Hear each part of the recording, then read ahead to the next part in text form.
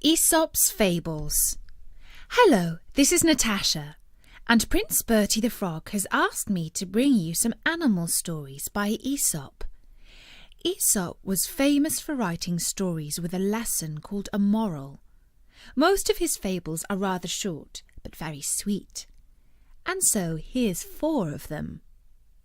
Bertie's asked the animals themselves to tell the stories, and the first one is told by a rat from India. It's called The Rat and the Elephant. Some people say that rats are ugly creatures. When they see a rat running along, they go, "Yuck!" Well, I don't know about you, but I've always thought that this was rather rude. Rats can have hurt feelings too, you know. In any case, when I catch sight of my reflection in a stream, I think I'm rather cute.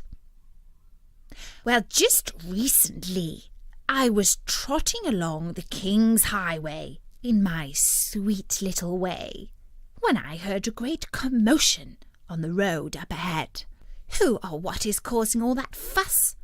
I wondered. When I got closer, I saw the king himself riding along on top of a great fat lump of an elephant. The crowd of onlookers was oohing and aahing, full of admiration for that stupid beast with a nose that's far too big for her face. She's much uglier than me, I thought. And so I started to spring up and down and say, "Hey, everyone, why not look at me? I'm such a cutie pie. I could join the king's household and be a royal rat if there was any justice in the world." At first, nobody noticed me. They were all too busy ogling that stupid elephant. And little did I know, but riding behind the elephant in a carriage was the princess, and she was holding a beastly cat in her arms. When he caught sight of me, the cat leapt out of the carriage and started to chase me. I had to run for my life and just pop down a hole in time before the cat could eat me up. And so now I've changed my mind about wanting people to notice me and admire me. I've decided that sometimes it's far better not to draw attention to yourself, just to get on quietly with your own business. And that was the fable of the rat and the elephant by Aesop. The next fable is called The Grasshopper and the Ants, and it's told by the grasshopper. I'm an artist, and as everyone knows, artists are usually very poor. But normally I don't mind about that. When the sun is shining, I sit on my favourite blade of grass and make cheerful music for everyone to listen to. I have lots of friends, and together we formed an orchestra. Everyone loves our music and says how cheerful it makes them feel. Well, almost everyone. There's a family of ants who never stop to listen. They take themselves far too seriously for music or enjoyment. All they do is work, work, work, even when the sun is shining. "Hey, you ants," I said to them. "It's a lovely summer's day. Why don't you stop for a little while and listen to my sweet music?" "No time to stop," one of them said, panting away. "We're far too busy stocking up food for winter." The months went by, and the days got shorter and colder. It was shivering so much that I couldn't even sing. A hard frost was on the ground, and I couldn't even find a crumb to eat. I was so hungry. So I went to see that busy family of ants and said, "Please, sirs, I'm a poor, hungry musician. Spare me a few crumbs from your store of food." But do you know what? Those ants just turned their noses up at me. They were so stingy that they wouldn't even share any of their food with me. Oh, well, I'll have to go hungry this winter. In the new year, I'll make a resolution. When the times are good, I'll remember to save some food for a rainy day. And that was the story of the grasshopper and the ants by Aesop. Do you think the grasshopper was lazy? Well, I think he was. But I also think grasshoppers sound very cheerful when they're playing their music. Those ants were perhaps just a bit too serious. We've still got 2 more stories to go, and the next one is told by a fox, and it's called The Fox and the Crow. I bet you can't guess what I like to eat best of all. Yes, I knew that you would say that foxes like to eat hens best, and stolen ones at that. And I don't mind admitting that I wouldn't ever say no to a nice fat chicken once in a while.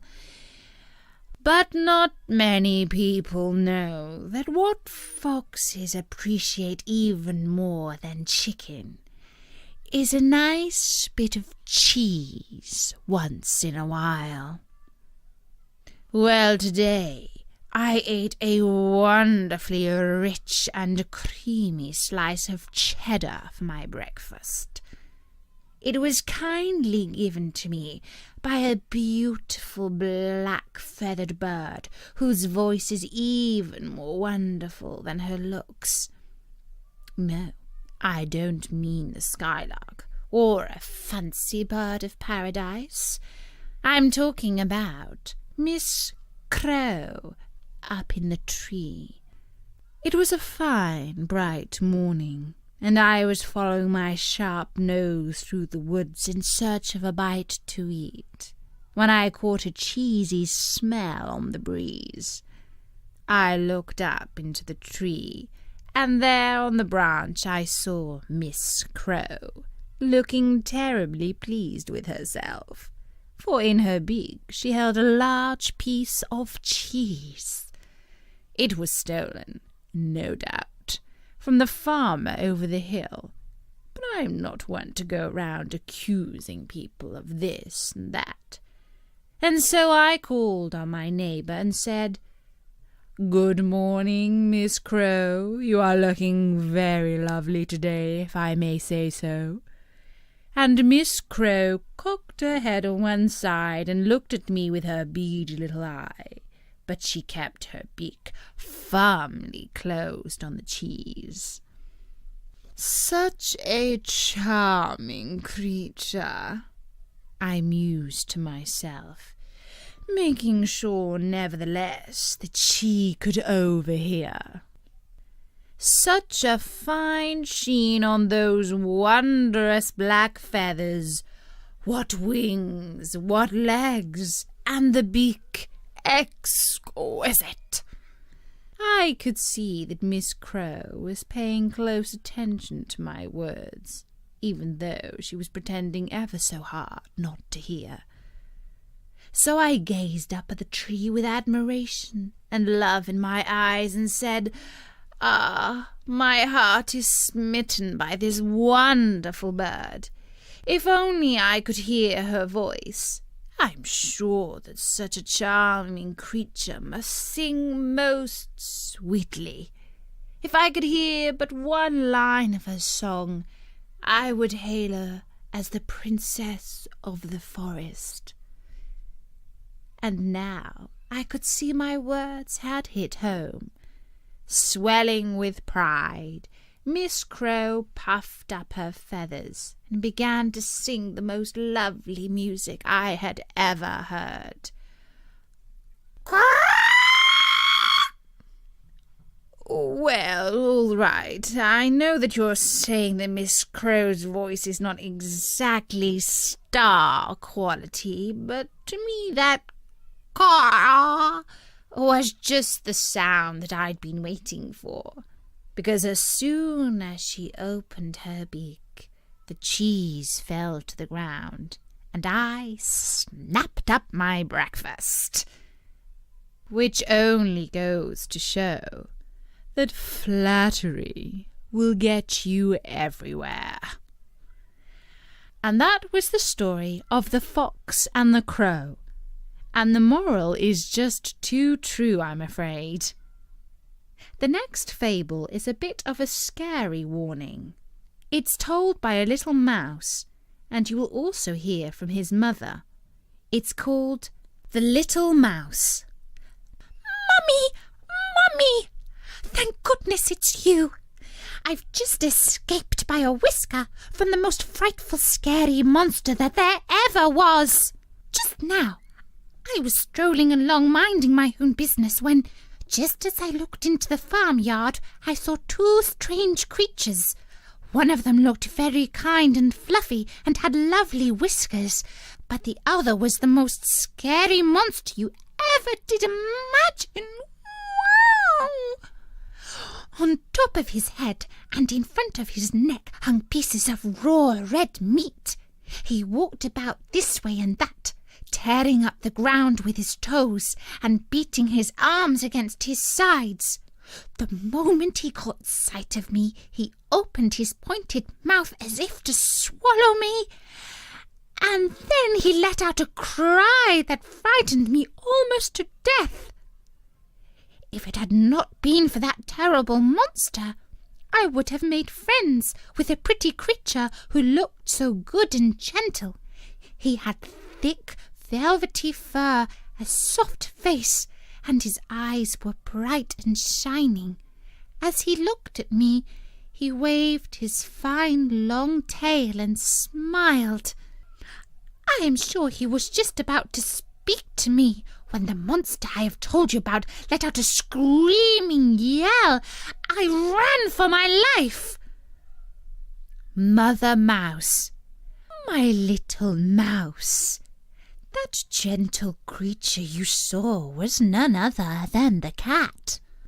Under his kindly appearance, he bears a grudge against every one of us. The other was nothing but the cockerel, who wouldn't harm you in the least. As for the cat, he eats us. So be thankful, my child, that you escaped with your life. And as long as you live, never judge people by their looks. And that was the fable of the Little Mouse by Aesop. I'm glad that he got away, aren't you? Don't forget, you can find loads of free audio stories at storynori.com. For now, from me, Natasha, bye-bye!